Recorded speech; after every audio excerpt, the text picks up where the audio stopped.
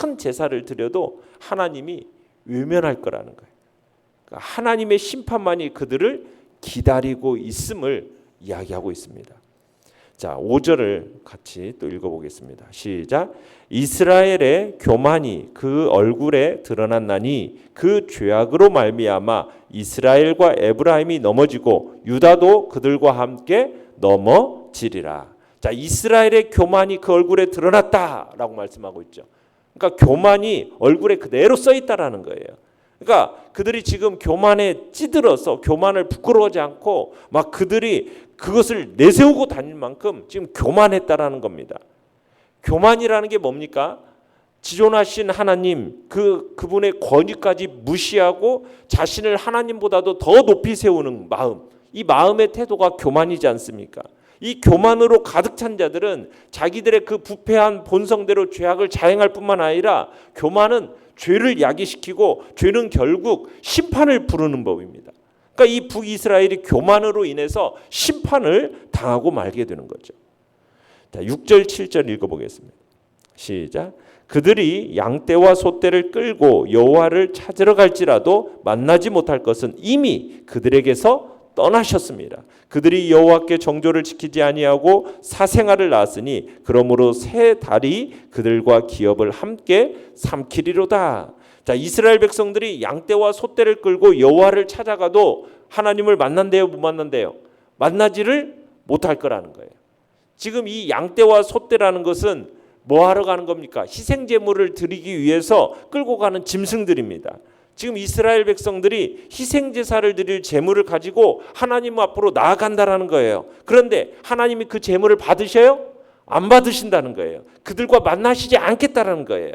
그 이유가 뭐예요? 이미 그들에게서 하나님이 떠나버리셨기 때문이라는 거예요. 왜 하나님이 그들을 떠나셔야만 했습니까? 그들의 마음으로 여호와를 떠나고 행위로 여호와를 배반했기 때문이에요.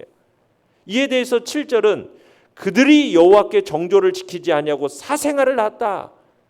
그러니까 남편 되신 여호와 하나님과의 언약을 배반하고 바알 등 헛된 우상을 섬긴 거라는 거죠. 마치 음녀와 같이 본 남편인 여호와를 저버리고 바알과 아세라와 같은 그 허망한 우상들을 열정적으로 따랐다라는 겁니다. 그래가지고 결국 사생아를 낳았다라는 거예요. 사생아라는 것은 결국 뭐냐면요, 우상 숭배라는 악한 뿌리를 통해서 드러나게 되는 이스라엘 사회의 온갖 부조리와 죄악의 잔재를 말하는 겁니다. 그들의 손에는 타인을 향한 해한 어떤 피가 가득하고 그들의 손가락은 죄악에 더럽혀져 있고 그들의 입술은 거짓을 말하고 혀는 악독을 말하고 이런 식의 온갖 부자리와 죄악의 잔재를 가리켜서 사생아라고 표현을 하고 있는 겁니다. 그럼에도 그들이 이 우상의 그 악독하고 죄악되고 패역한 그 관계를 끊지 않고 그 죄악된 관습을 근절하지 않고 그저 하나님께 제물만 바치면 된다, 이런 생각으로 하나님께 나오는 겁니까? 그러니까 하나님께서 그들의 기업을 어떻게 하시겠다? 멸망당하도록 조치시키겠다라는 거예요. 지금 여기서 새 달이라는 표현이 나오죠. 새 달이 그들과 기업을 함께 삼키리로다. 이 새 달이라는 표현이 뭐냐면, 우리가 달이 있지 않습니까? 달이 처음 생겨나는 달, 그죠? 초승달이라고 하잖아요. 처음 생겨나는 이 초승달은 어떻게 보면은 달 중에서도 가장 가느다란 달이에요. 이게 새 달을 얘기하는 겁니다. 가장 가느다란 달의 모양을 지칭하는 거예요. 그러면 가장 가느다란 달의 모양을 지칭한다는 이 말은 뭐냐면, 한 달 가운데 밤하늘이 가장 어두운 때를 의미하는 표현입니다. 그러니까 이 표현은 뭐냐면 영적으로 종말이, 심판이 가까울 만큼 지금 깊은 흑암에 사로잡혔다라는 것을 상징적으로 표현하는 것이 지금 새 달이라는 표현인 겁니다. 지금 그러니까 우상 숭배에 빠져가지고 하나님을 저버린 이스라엘 백성, 그리고 그들의 기업, 이게 종말론적인 흑암에 완전히 휩싸여서 하나님의 무서운 진노의 심판에 삼키고 말 거라는 거죠. 그러니까 여호와께서 죄악에 찌들어 있는 이스라엘에게 지금 준엄한 심판을 단행할 것을 말씀하고 계시는 겁니다. 자, 연구와 묵상 문제 3번입니다. 자, 그들이 범죄하게 된 원인은 무엇입니까? 자, 이 모든 것의 원인은 뭐냐? 그들 안에 음란한 마음과 교만이 자리 잡고 있기 때문에. 우리가 아까 5절에서는 이스라엘의 교만이라는 이 교만이 자리 잡았다는 걸 봤는데 4절을 또 한번 읽어봅시다. 4절 시작. 그들의 행위가 그들로 자기 하나님에게로 돌아가지 못하게 하나니 이는 음란한 마음이 그 속에 있어 여호와를 알지 못하는 까닭이라. 지금 하나님께서는 당신께 돌아가지 못하는 이스라엘의 행위를 지적하시면서 이를 그들이 안고 있는 문제로 제시하는데, 그들이 지금 하나님과 상관없이 하나님과 멀어진 행실을 고집하는 이유는 그들 속에 음란한 영으로 충만해가지고 하나님을 알지 못하기 때문이라.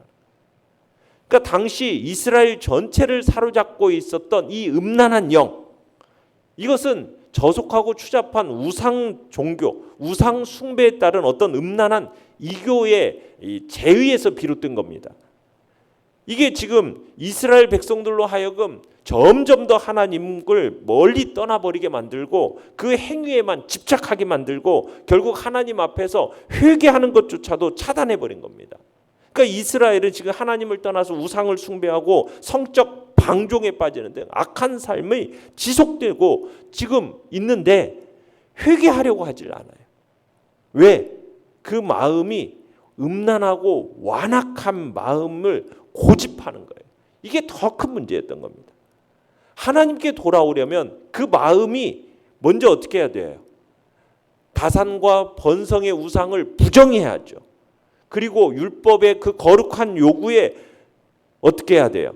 이렇게 순종해야 되는데 오히려 그것을 벗어나서 그 즐기던 음란하고 죄악된 행실을 중단해야 되는데 그렇지 않고 죄에 너무나 깊이 뿌리를 받고 있기 때문에 도무지 그 자신들의 죄악을 버릴 줄을 몰랐다는 거예요. 왜? 그 마음이 이미 뭘로 가득 차 있어요? 음란한 마음으로 가득 차 있기 때문에 이게 하나님을 알지를 못하는 거예요. 그래서 결국에는 범죄하고 결국 멸망에 이르게 된다는 거예요. 느낀 점 4번입니다.